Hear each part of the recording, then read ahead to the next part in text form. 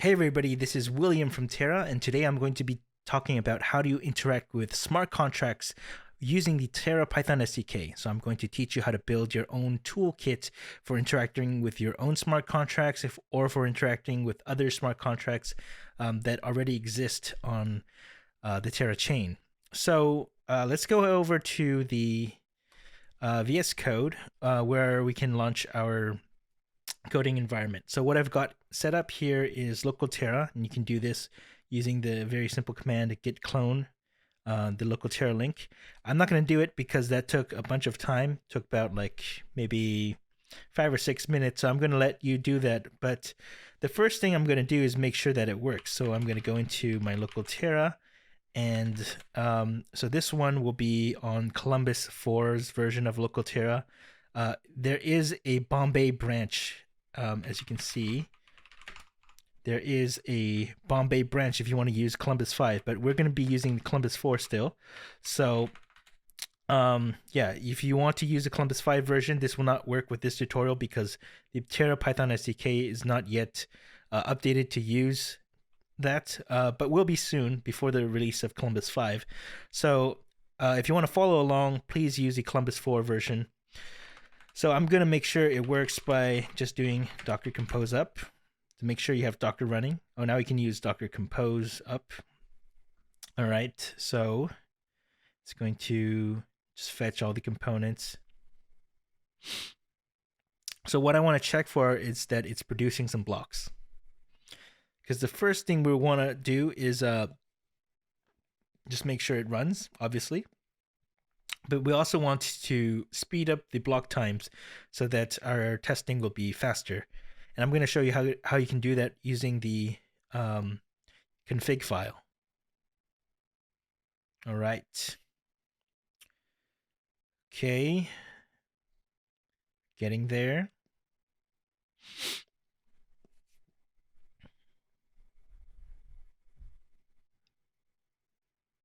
Okay, let's see.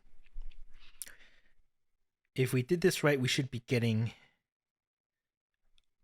a block around every 5 seconds.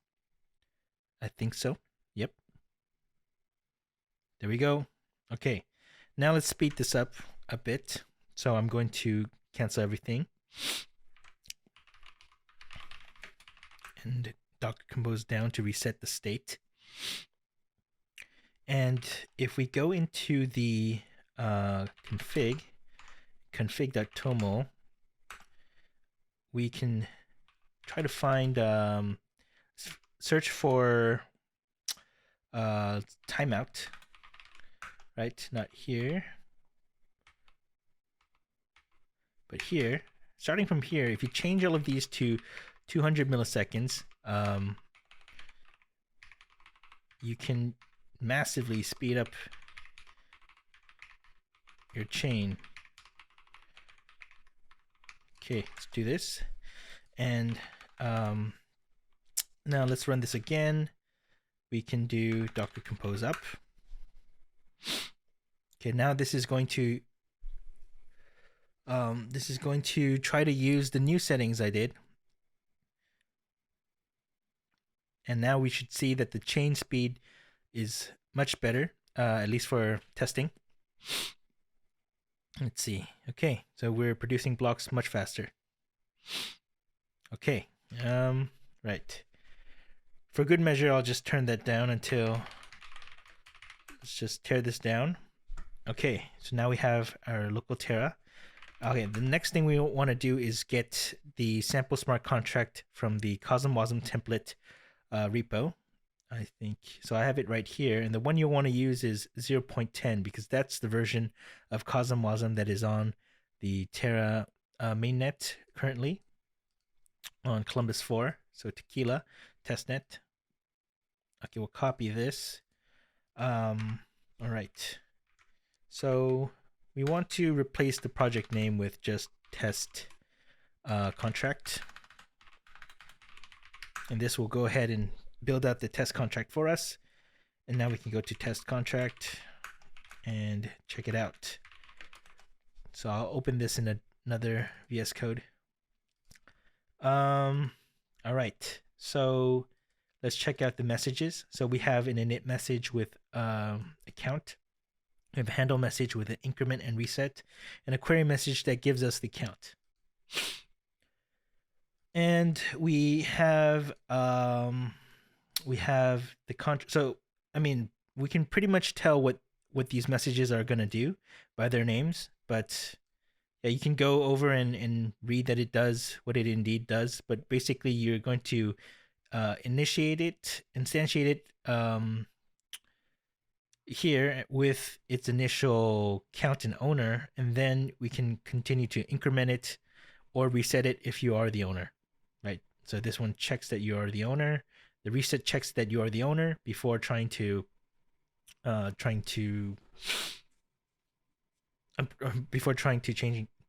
the state or the count to something defined. Okay, so we pretty much understand how it works, but let's just build it so we can test it on the testnet or our devnet. So they have some instructions here. We just need to copy this and paste it.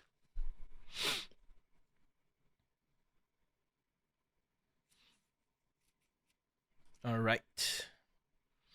So this will basically give us a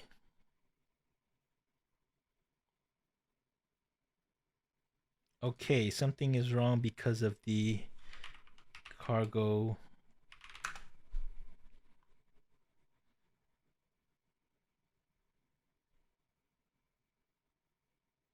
I think they deleted the cargo.lock or something.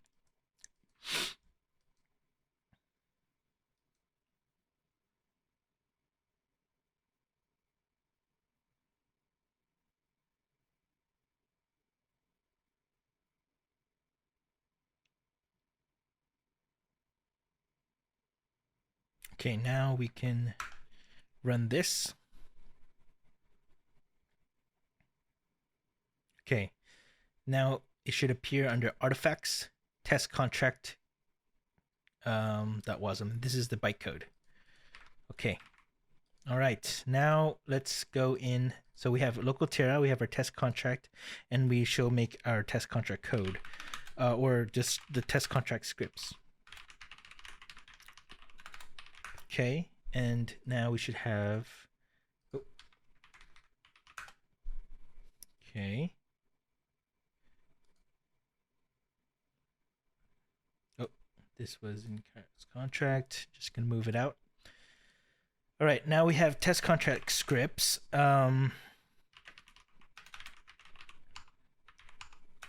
Okay, so here, let's just start writing some Python code. So, okay, so make sure that you have the latest version of the Terra Python SDK installed, and you can do that with pip3 install Terra SDK. You have to use pip3 here because I want to target Python 3.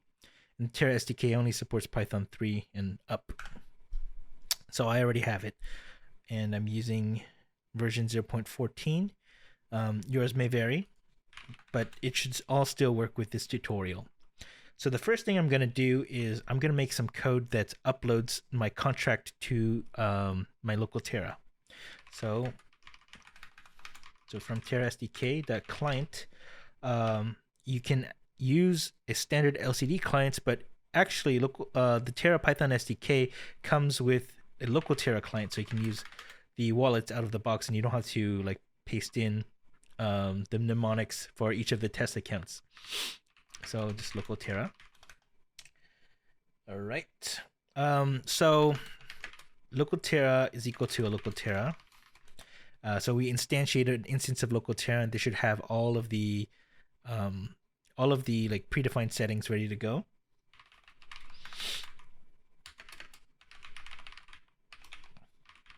Okay, so we'll set the deployer to one of these wallets.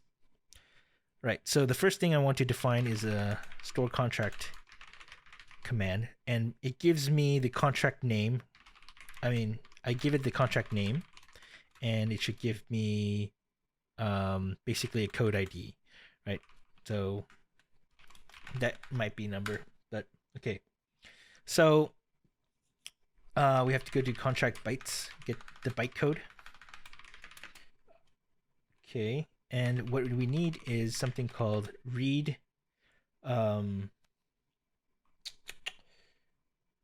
read file as b64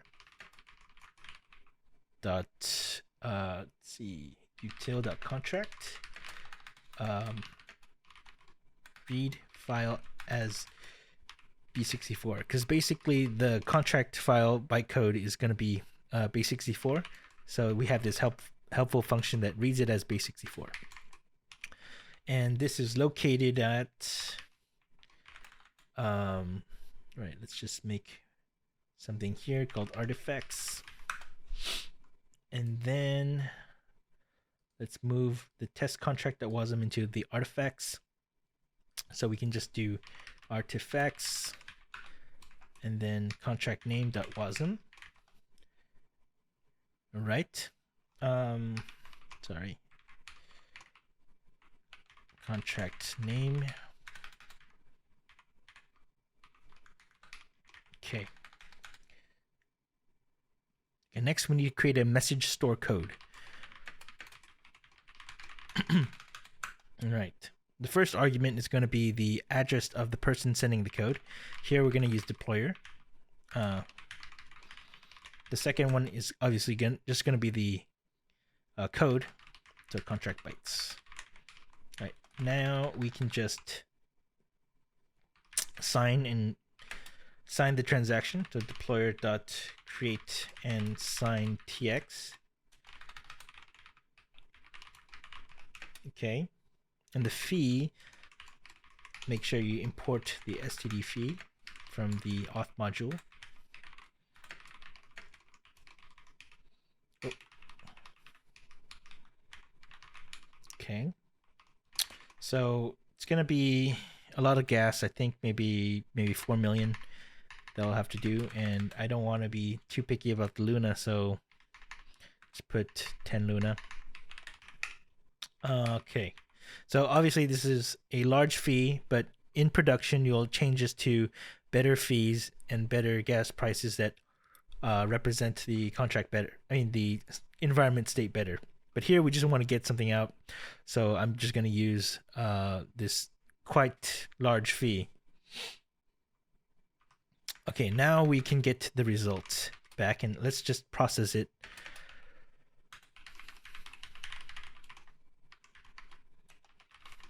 Okay. All right, let's try running this. But first we have to get our LocalTerra up.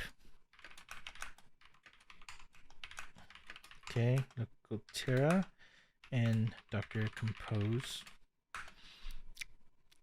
Okay, so this would, the Docker is going to run, and I'm going to do Python 3 contract.py. Oops.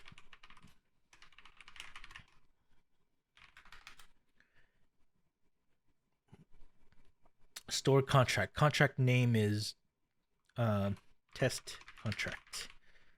Okay. Let's also, yeah, let's try to print out the result for now. Oh, we have to get the message store code, which is in core.wasm.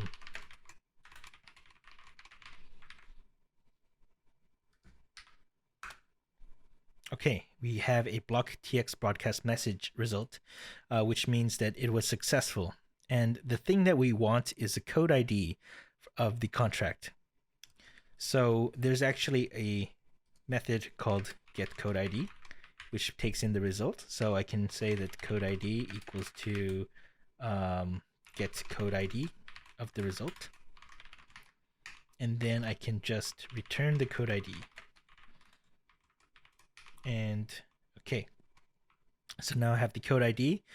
Let's see, if I print it, it should give me well, a different code ID. I think you should give me number 2, because this is the second smart contract that I've uploaded.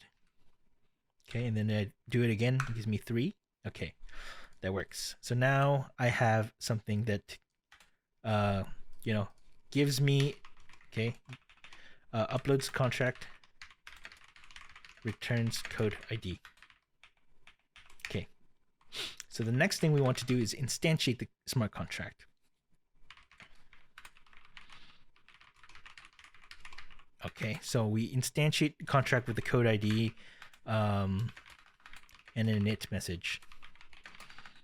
Could be anything. So, and this should give me a contract address.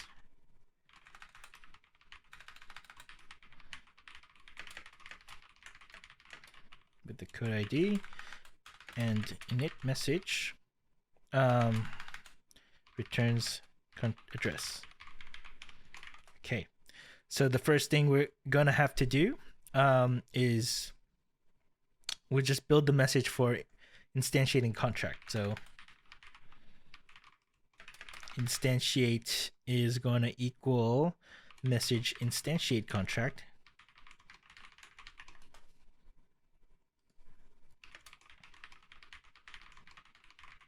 Okay, the first thing is deployer. Okay, and the second one will be the code ID. You know what? I'll maybe do this so it becomes a bit more clear. Owner, code ID, and init message. So we know what each of these parameters equals. Okay, now we have the instantiate. We can create and sign the TX. So, sorry, deployer.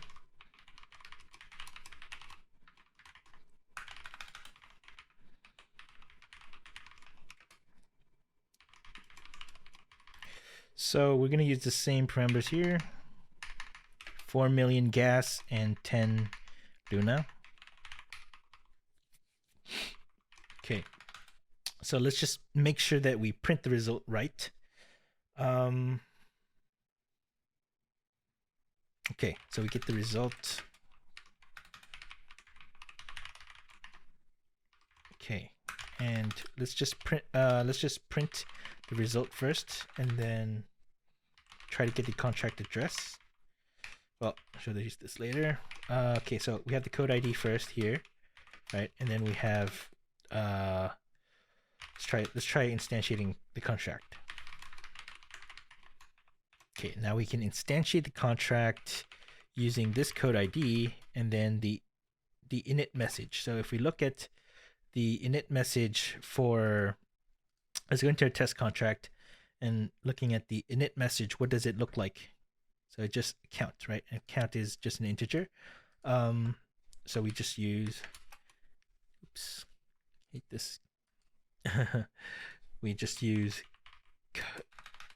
count, and let's start at 15. Right, let's try this. Let's try this. Okay, so it works for the second one, and we also get the result. And we have a instantiate contract address. We see that we get one right here. But instead of going in through the logs and trying to sift that out yourself, the Terra Python SDK also comes with a helpful message parser called get contract address, and you just pass it in, and it'll extract that contract address for you. Okay, so contract address equals to get contract address of result, and we will return contract address. Okay, now we have the contract address and the code ID, and we can do like this. Okay, now we can print code ID, or code ID and contract address, and see what we get. We get same values every time. Yes, okay, cool. All right, finally, we need to have a function that increments or resets just to make sure that the handle message works. So let's define the execute contract message here. So we do an execute contract. Right, let's do the contract address. Should be a string, and then the execute message is also anything. And we can't really, there's nothing to give us, so we'll just rely on it to give us whatever we get. We're not going to parse it like get contract address here or get code ID. We're just going to give the raw result back. So, and also we need maybe the who's going to call it, because we can have multiple callers, right? So sender. Okay, so let's try this. So the execute message execute contract, and we need to import this as well.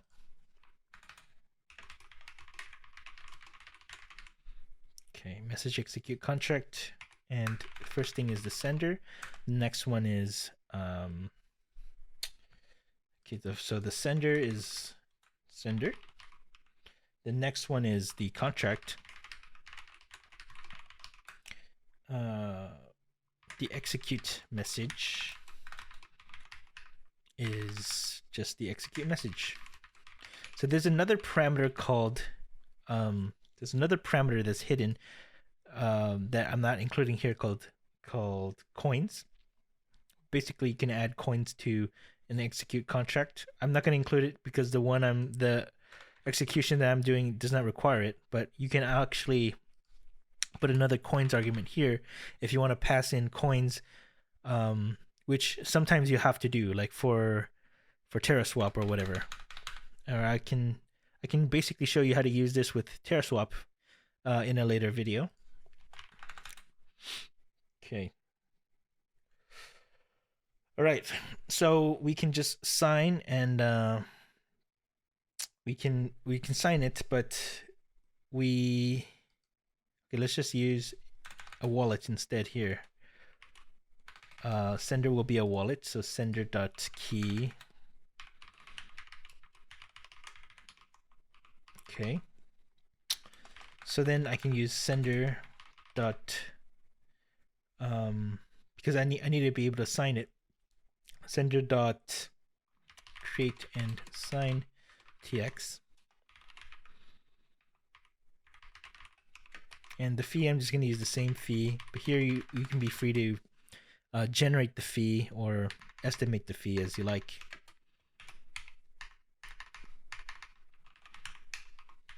Okay. So this is the tx, and I need to broadcast that tx.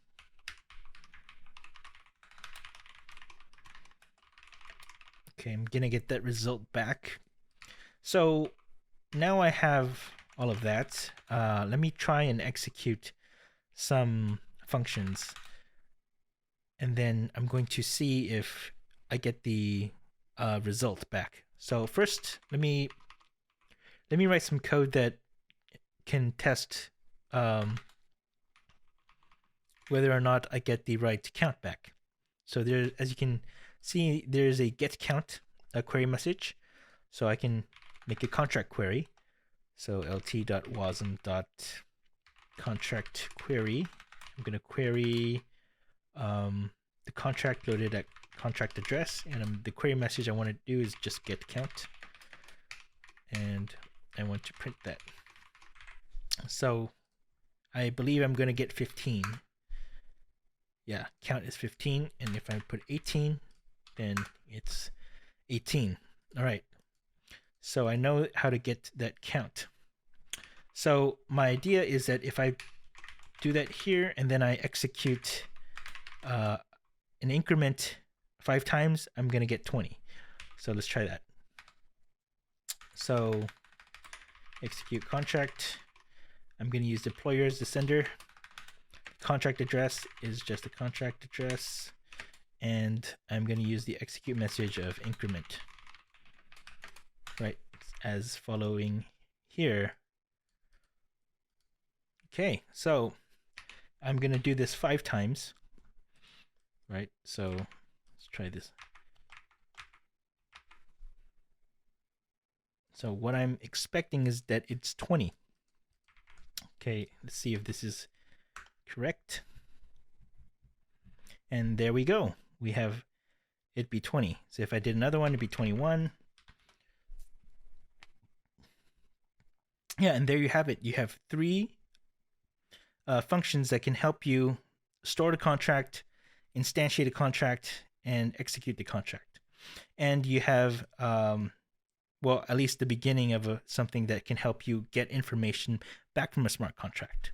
In the next tutorial, I'm going to teach you how to modify this existing toolkit to work with other things like Mirror, TerraSwap, how you can use this to start building contract libraries for your own contract. And thank you.